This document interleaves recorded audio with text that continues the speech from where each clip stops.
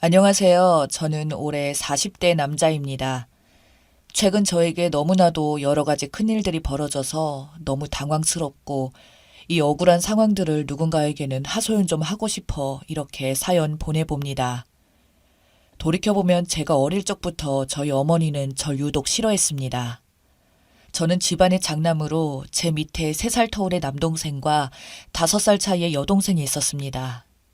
저희 어머니는 어릴 때부터 저보고 너는 형이니까 너는 장남이니까 동생들에게 양보해야 된다 말씀하시며 먹을 것이든 입는 것이든 용돈도 대부분의 것을 저보다 동생들에게 먼저 챙겨주었습니다.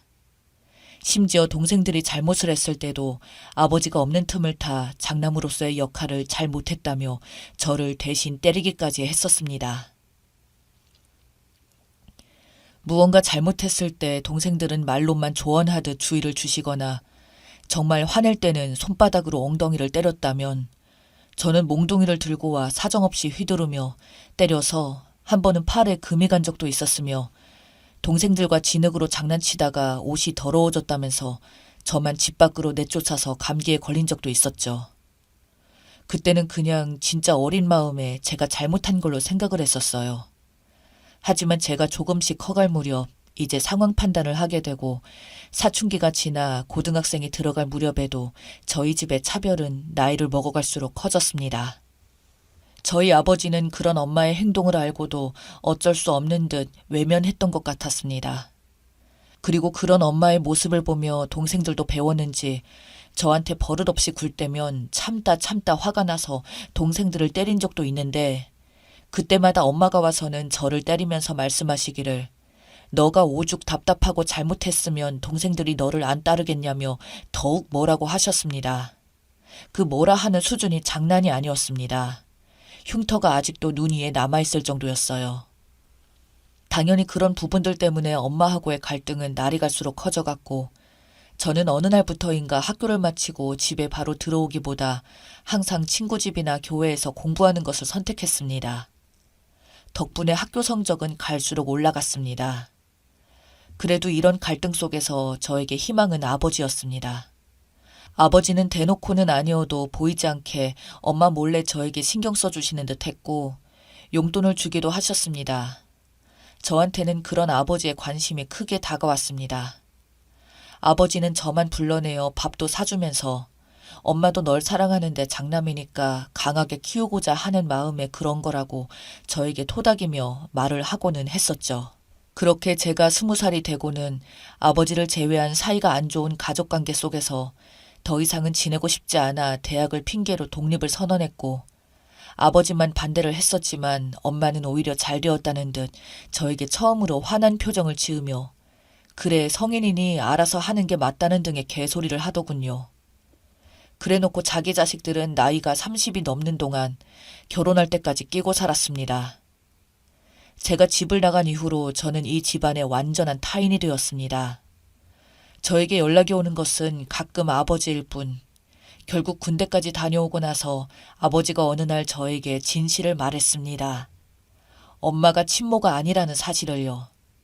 아버지는 결혼을 하였고 제 진짜 친모라는 여자는 저를 낳자마자 전 남자친구와 바람이 나 제가 돌 무렵 저랑 아버지를 버리고 나갔다고 합니다. 아버지는 아이가 어릴 때 엄마가 필요하다며 친할머니의 권유로 부모님의 소개로 만난 여자와 재혼을 하셨다고 하더군요. 그게 지금의 엄마였던 겁니다. 그제서야 저는 저에게 향했던 계모가 한 짓들이 모두 이해가 되었습니다. 동생들도 제가 전처의 아들인 걸 아냐고 하니까 그건 아직 모른다고 하더군요. 저는 그날 정말 한없이 울면서 아버지에게 말했습니다. 차라리 엄마가 계모라는 진실이라도 진즉에 알았으면 내가 받는 차별을 받아들였을 건데 나는 무엇이 문제인지도 모르고 이 차별받는 문제들이 나에게 있다고 생각하여 오로지 내가 더 잘하면 해결되겠지 하는 마음으로 헛된 노력을 수십 년간 해왔다며 너무 억울하다고 했더니 아버지는 저에게 미안하다며 엄마가 너에게 그렇게까지 모질게 대한 줄은 몰랐다고 자신 때문에 제가 희생당한 것 같아서 정말 미안하다고 같이 우시더군요. 그래서 저는 아버지에게 말하기를 지금 말씀하실 거면 차라리 평생을 저에게 말하지 마시지 왜 이제 와서 말을 하시냐고 여쭤보니 바람남 친모가 사실 최근에 연락이 왔다고 합니다.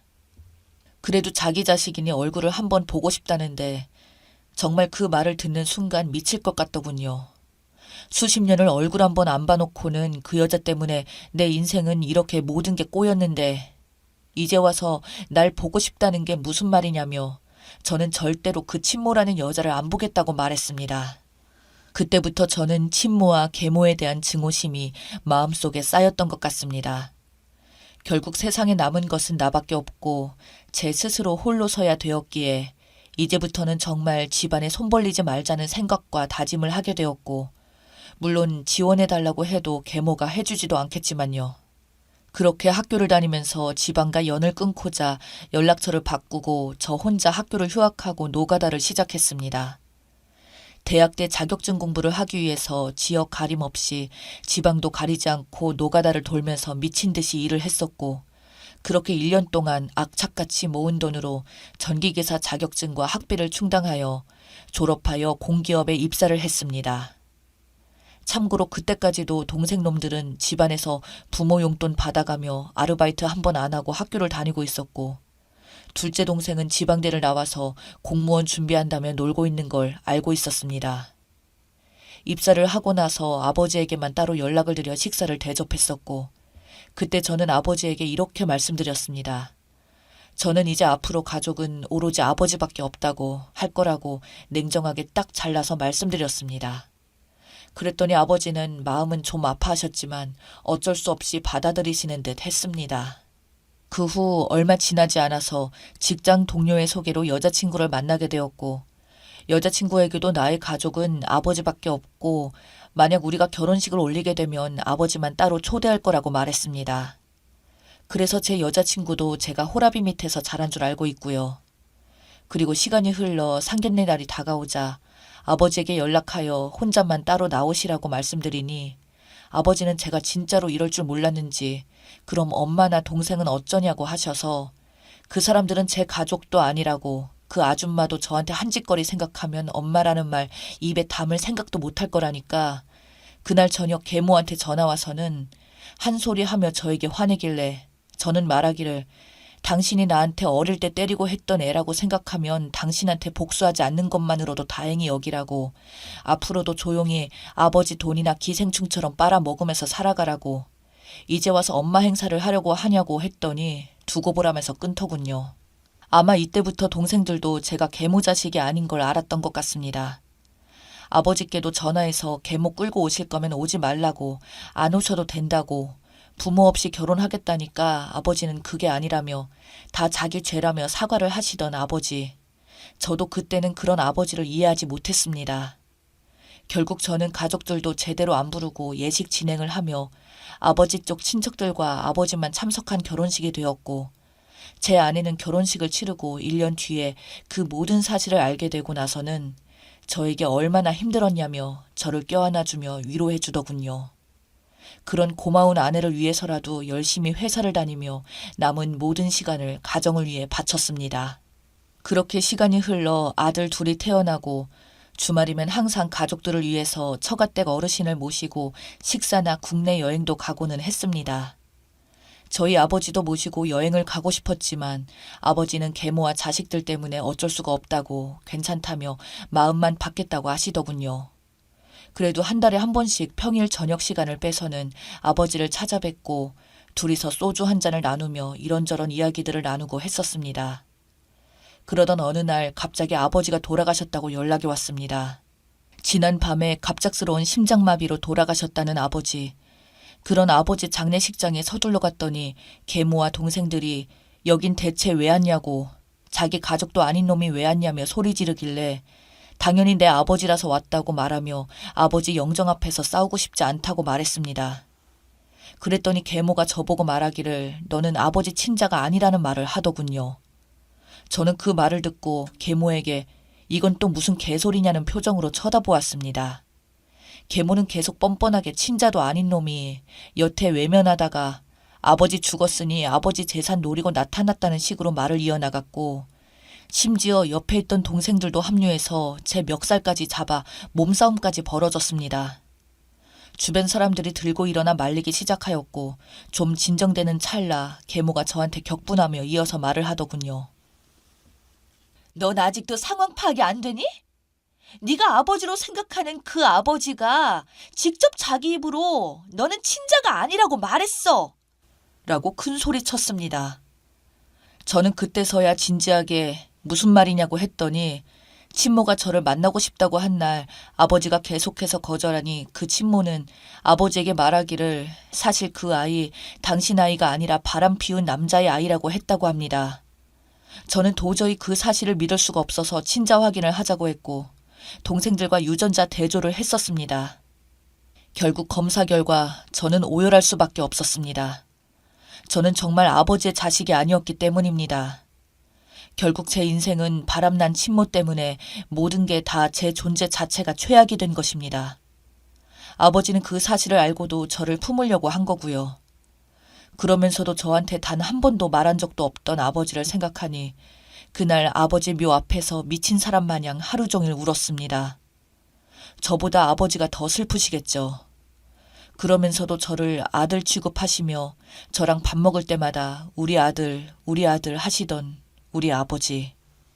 그 후 친자 확인 결과지를 보고 계모는 저한테 말하기를 재산 한 푼도 꿈꾸지 말라며 아버지한테 찾아오지 말고 이 집안은 아무 관계도 없는 남일 뿐이라며 욕을 퍼붓는 계모와 동생 둘을 그저 멍하니 쳐다보다가 도저히 그냥 이렇게 당할 수는 없었습니다.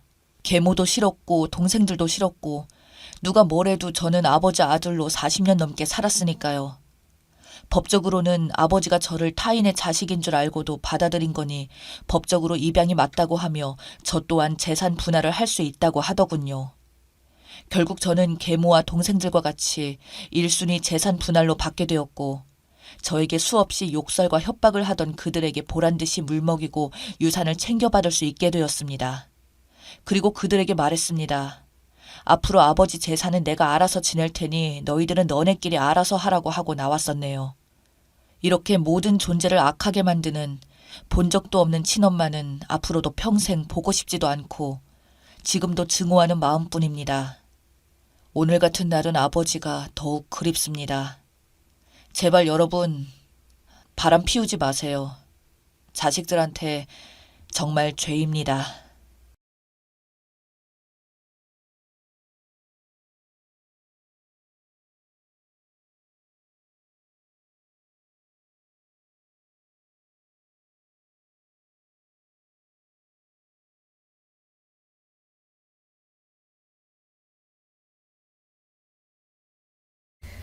안녕하세요. 저는 32살 워킹맘입니다. 일요일 저녁 9시쯤에 하는 실제 상황을 재구성해서 하는 프로그램을 보니 저도 제 신혼생활이 문득 생각이 나서 글을 쓰게 되었어요. 지금은 옛날 일이라고 생각하고 잘 살고 있으니 됐지만 과거로 돌아가 저는 23살, 신랑은 28살. 남자들이 혈기왕성할 때 신랑을 소개로 만나 잠깐 연애하고 헤어질 생각이었는데 이게 무슨 콩깍지가 씌었는지 신랑이 아니면 안 되겠더라고요.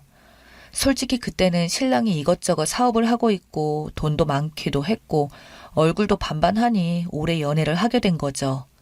사업이라고 하기에는 거창하지만 밤에 오픈하는 노래방 그리고 번화가 쪽에 있는 술집을 운영했는데 수입이 쏠쏠했어요.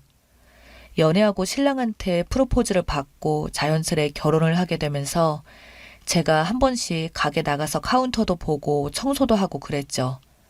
얼마나 지났을까 신랑이 힘드니까 나오지 말라고 하더라고요. 그래서 저는 나 일도 그만두고 할 거 없어. 친구들 많으면 돈이나 쓰지. 이렇게 가게 나가는 게 좋은데 왜? 직원들이 불편하대? 아니 나는 자기가 힘들까 봐 그렇지. 아니야 난 괜찮아. 안 그래도 지금 가게 가고 있는 중이야. 오늘은 직원들 저녁 챙겨서 가는 중인데. 지금 생각해보면 남편은 약간 떨떠름했던 말투였어요. 매번 그렇게 가게를 도와주는데 유독 여자들 한 무리들이 일주일에 3번씩은 술집에 와서 술 먹고 2번 정도는 노래방을 가더군요. 그래서 마음에 드는 가게 직원이 있나 생각도 들었고 자주 보기도 하니 어느새 친해지게 되더라고요. 그때 제가 23살이었을 때 그 여자들은 아마 21살인가 됐을 거예요. 총 4명이서 몰려다녔을 때 올 때마다 서비스도 주고 잘 챙겨줬죠. 한참 술을 마시다가 너희는 남자친구 없어? 저는 얼마 전에 헤어졌고 얘네 셋은 아직 없어요. 하긴 너희 나이 때는 친구들끼리 노는 게 제일이지. 언니는 여기 매니저로 일하는 거예요? 그렇지 뭐. 라고 했어요. 신랑이 가게에서는 결혼하고 그랬다고 하면 손님 끊어지니까 가게에서 조심하라고 하더라고요. 저는 그런 줄 알고 대충 저렇게 이야기만 했죠. 그 애들하고 친하게 지내게 됐고 제가 손님 관리를 하다 보니까 매출도 그 전보다 더 많이 늘어서 신랑도 나오지 말란 말은 더 이상 안 하더라고요. 그렇게 제가 일한 지 1년이 되던 날이었는데 보통은 남편이랑 퇴근을 같이 했어요. 근데 신랑이 요즘 애들이 늦게까지 먹고 해보고 집에 가는 애들이 많아지다 보니 영업시간을 늘려야겠다고 하더라고요. 그래서 저는 항상 퇴근 시간이 3시였어요. 번화가 쪽이라 집도 그 근처 아파트로 이사해서 출퇴근하는데 무서운 건 없었죠. 그렇게 영업시간이 길어지고 나선 혼자 퇴근을 하는 날이 많았고 남편은 날 새서 들어오는 날이 많았죠. 잠이 안 와서 신랑한테 언제 퇴근하냐고 물으니 퇴근하려고 마무리 중이라고 해서 데리러 갈까 하니 뭐하러 힘들게 오냐. 금방 마무리하니까 바로 갈게. 라고 하더라고요. 저는 잠도 안 오고 해서 가게로 갔죠. 신랑은 보이지 않아서 직원한테 물으니 안쪽 룸에 있다고 하더라고요. 그 룸으로 가니까 친하게 지내던 애들이 신랑하고 있었어요. 사장님, 아직 정리 안 됐어요? 하니까 이제 마무리할 거예요. 뭐 놓고 갔어요. 하고 얼버무리더라고요. 분위기가 왠지 좀 쎄하기도 했지만 술 때문에 그런 거라는 생각으로 대수롭지 않게 생각을 했고 여자애들은 계산을 하고 가더라고요. 언니, 이따 내일 또 올 거예요. 아우, 너네 적당히 와. 저는 언니 보러 오는 거 아닌데? 사장 오빠 보러 오는 건데?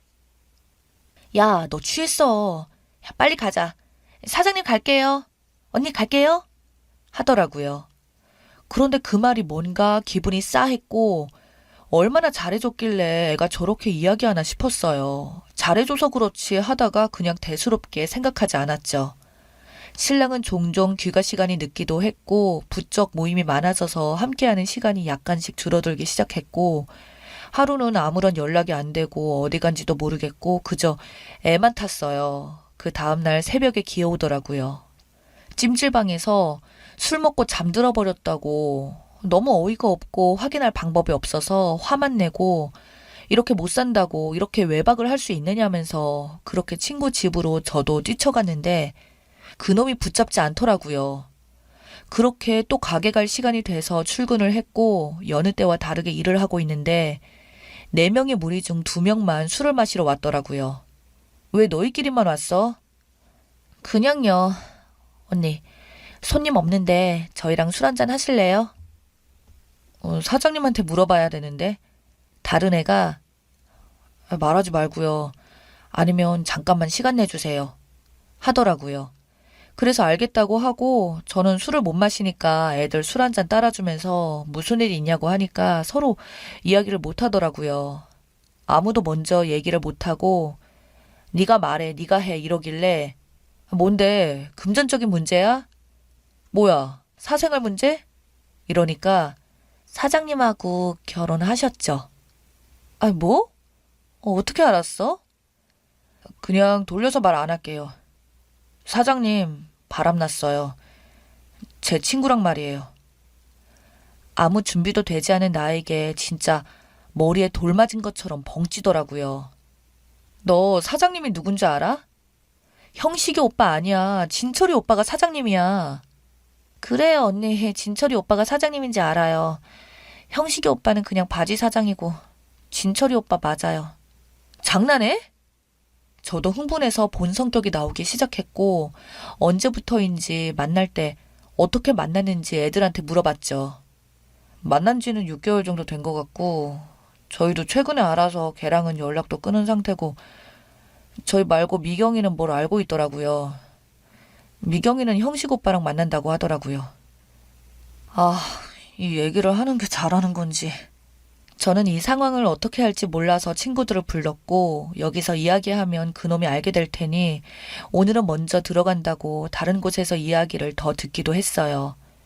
내용인 즉 6개월 전 그 애들이 수시로 놀러 올 때 남편이 친절하게 잘 해줬었고 술 취하면 데려다주고 무슨 데이트 땐 그년이 선물도 주고 그래서 남편이 자신의 신분을 잊어버렸다고 만남을 이어갔다고 하더라고요.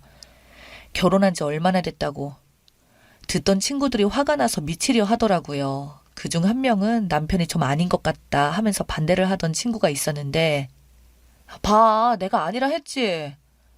얼굴이 번지르르하게 생겨서 내가 사고 한번 칠 것 같다고 했잖아. 아, 네가 뭐가 못났다고 하면서 우는데 야, 울 사람은 나야. 이제 어떻게 하지? 라고 했어요. 사람들에게는 별의별 일이 다 있더라고요. 진짜 저는 이런 일이 없을 줄 알았는데 우선 친구와 그 동생들이 하는 말이 현장을 잡아야 한다고 하더라고요. 섣불리 나섰다가는 발뺌하면 이도저도 아니니까 모른 척 하라는데 이 사실을 다한 마당에 그게 되나요? 언니, 저희도 뭐 들리는 건 바로 말씀드릴게요. 하는데 고맙더라고요. 저는 당장 집에 가면 그놈 얼굴을 봐야 하는데 표정 관리도 안 될 것 같았는데 집에 가니 있더라고요. 그래서 평소처럼 하려고 정말 많은 애를 썼는데 이놈이 엄마가 아기 이야기 하시더라. 우리도 이제 슬슬 준비해볼까? 하더라고요. 아니, 나 아직 어리기도 하고 좀 더 있다가 라고 했죠. 이렇게 아무렇지 않게 지내고 있을 때 모르는 번호로 전화가 오더군요. 언니, 저 유진이에요. 내 번호는 어떻게 알았어? 유진이가 그년이에요. 그냥 알게 됐어요. 언니, 다른 게 아니고 드릴 말씀이 있어서요. 뭐? 우리 오빠랑 만나고 있다고? 아, 알고 있었구나. 오빠가 이야기해요? 오빠 같은 소리 하네. 네 친구가 말해주더라. 그거 말하려고 한 건 아니고요. 아직 오빠한테 말 안 했는데 저 생리 안 해요. 저는 전생에 뭐 한 사람이었을까요? 그 말에 아무런 대꾸도 못하고 전화 끊어버리고 손발 벌벌 떨면서 친구들을 소환했어요. 그리고 시어머니, 시아버지, 저희 부모님까지요. 가게로 말이죠. 뭐 따로 증거가 무슨 필요 있나요? 핸드폰 녹음한 게 그 증거인데. 무슨 일이 있냐고 물어보시는 양가 부모님들께 너무 죄송하기도 하고 친구들도 직감을 했는지 자기야 지금 가게로 들어와 봐. 어머님이랑 아버님이랑 엄마 아빠랑 오셨네. 하니 바로 오더라고요. 그래서 모두 다 있는 자리에서 휴대폰 통화한 거 녹음한 거 그대로 틀었습니다. 아가, 이게 무슨 말이니? 진철이 이야기니? 박서방 이야기인가? 사돈, 이게 무슨 말이에요? 알고 계셨어요? 아니요. 이게 무슨 일입니까? 진철이 너 이게 뭐냐? 어머님, 아버님 잠시만요. 저는 그 애에게 전화를 했어요. 유진 씨, 지금 가게로 와줄래요? 이혼 도장 찍었으니까 와서 확인하세요. 여보, 이게 무슨 말이야? 저는 더 이상 못 참고 남편한테 날카롭게 쏘아붙였어요. 오빠, 아기를 만들려면 잘 만들어야지. 집도 절도 없는 애한테 뭐 하는 거야? 결혼한 지 3년이 지났어, 5년이 지났어. 다 필요 없고 가게 확장한다고 나한테 가지고 간 7천만 원 입금하고 어머님, 아버님 정말 죄송하게 됐습니다. 이렇게 오시라고 한 건 제가 전화로 말씀드려도 되지만 전화로 말씀드리면 저부터 잡으실 게 뻔하고 안 믿으실 것 같아서 이렇게 모시게 된 거고요. 엄마, 아빠 미안해. 나 오빠하고 이혼할래. 그리고 같이 저 집구석에 짐 빼러 같이 좀 가줘. 그리고 남편을 보고 오빠, 집구석에 있는 가전은 다 내가 해왔으니까 다 뺄 테니까 그렇게 알아. 그리고 어머님, 아버님 곧 손주 보시겠어요? 축하드립니다.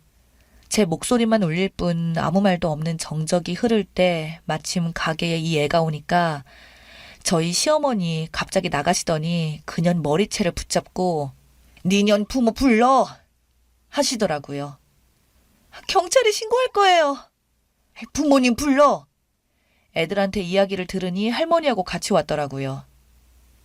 유진이 네가 이런 짓을 했어?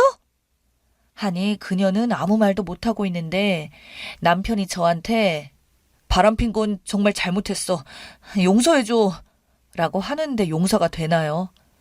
저 신랑 말 듣고 울고불고 신랑 머리 잡아채고 흔들고 저희 부모님은 말리시고 시아버지 시어머니는 연신 미안하다고 하시고 그녀는 제 친구들이 데리고 나갔는데 말로 반쪽을 만들어놨더군요.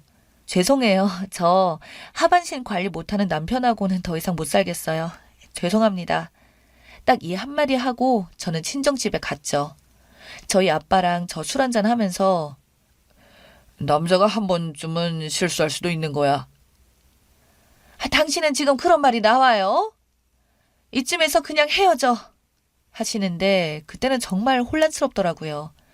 남편은 하루 1시간 간격으로 미안하다는 문자를 보내고 집에도 찾아오고 한 3개월 그랬을까요? 저도 서서히 마음이 풀리더라고요. 아빠도 이번 한 번은 눈 감아주고 그런 일은 없겠지만 또 그런 일이 생기면 그땐 아빠가 가만두지 않겠다고 하시더라고요. 그렇게 다시 합치게 되었고 한동안은 따로 떨어지는 시간 없이 항상 같이 붙어 다녔고 가게도 결혼했다고 이야기하고 커플 반지, 목걸이, 팔찌 그리고 신발부터 다 똑같은 걸로 맞춰서 신고 그랬던 게 9년이 되어가네요. 지금은 32살, 37살. 신발도 사면 항상 똑같은 걸로 그리고 아이 2명을 낳고 잘 살고 있어요. 그녀는 그 후로 동네를 돌아다니지 못해서인지 친구들하고도 서로 연락이 끊겼다고 하더군요. 그 흔한 SNS도 안 해서 소식을 알 수 없다고요. 딱 한 번은 있을 수 있는 일이 지금은 추억이라 생각하고 한 번씩 그 이야기를 꺼내면 신랑은 또 그 얘기 꺼내냐고 하면서 얼버무려요. 제 속도 모르고 말이죠. 참 그땐 애들이 당돌했어요. 전화 되니까 이 사람을 데리고 사는 거지. 사람은 한 번쯤은 어떠한 실수를 할 수 있다고 생각해요. 왜냐면 사람이니까 라고 생각을 하고 살아가고 있어요. 1년에 한 번씩은 과거 이야기에 꼭 꺼내서 이야기하지만 많은 시간이 흐른 지금은 웃으면서 이야기하네요. 남편한테 나한테 잘하고 살라고 말하면 충성이라고 귀엽게 대답하는 현재 남편입니다.